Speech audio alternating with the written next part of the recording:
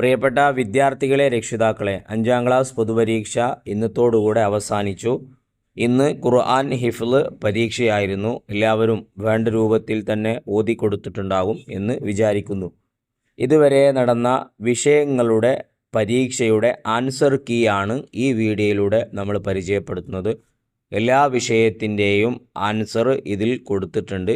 ചെറിയ രൂപത്തിൽ, എവിടെയെങ്കിലും ചെറിയ രൂപത്തിൽ ഒരു മാറ്റം വന്നാൽ വന്നു. ഏറെക്കുറെ 99.9% ശരിയായിട്ടുള്ള ഉത്തരം തന്നെ ഇതിൽ കൊടുത്തിട്ടുള്ളത്. പിന്നെ ഇതുപോലെ തന്നെ എഴുതിയാലേ മുഴുവൻ മാർക്ക് കിട്ടൂ എന്ന് ഞങ്ങൾ പറയുന്നില്ല.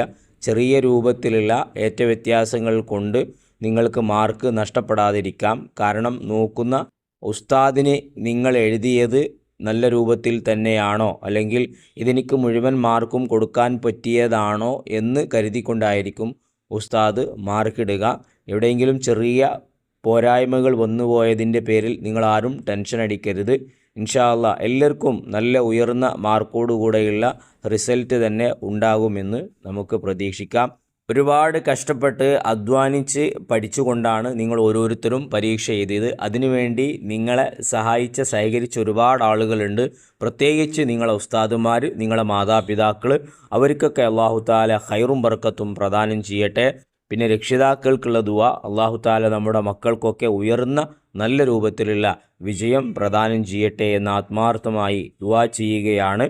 മദ്രസയുമായി ബന്ധപ്പെട്ട എല്ലാ വിഷയങ്ങളും നേരത്തെ തന്നെ നിങ്ങളിലേക്ക് എത്തുന്നതിന് ഈ ചാനൽ സബ്സ്ക്രൈബ് ചെയ്ത് ബെൽ ബട്ടൺ എനേബിൾ ചെയ്യാൻ മറക്കരുത്. കാരണം ഒരുപാട് കഷ്ടപ്പെട്ടുകൊണ്ടാണ് ഇത്തരം വീഡിയോകൾ ഞങ്ങൾ നിങ്ങളിലേക്ക് നേരത്തെ തന്നെ എത്തിക്കുന്നത്. അതിനേക്കുള്ള സഹായം, അതിനേക്കുള്ള സഹകരണം നിങ്ങളുടെ ഭാഗത്തു നിന്നുള്ള സബ്സ്ക്രൈബാണ്.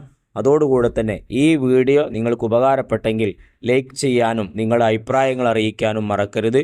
ഏകദേശം ഓരോ വിഷയങ്ങളിലും നിങ്ങൾക്ക് എത്ര മാർക്ക് ഉണ്ടാകും എന്നുള്ളത് കമൻറ്റിലൂടെ അറിയിച്ചാൽ സന്തോഷം. എവിടെയെങ്കിലും പോരായ്മകൾ വന്നു പോയിട്ടുണ്ടെങ്കിൽ അതും കമൻറ്റിലൂടെ സൂചിപ്പിക്കാൻ. വല്ല സംശയങ്ങളുണ്ടെങ്കിൽ അതും ചോദിക്കാം. മറുപടി കമൻറ്റിലൂടെ തന്നെ ലഭിക്കുന്നതാണ്.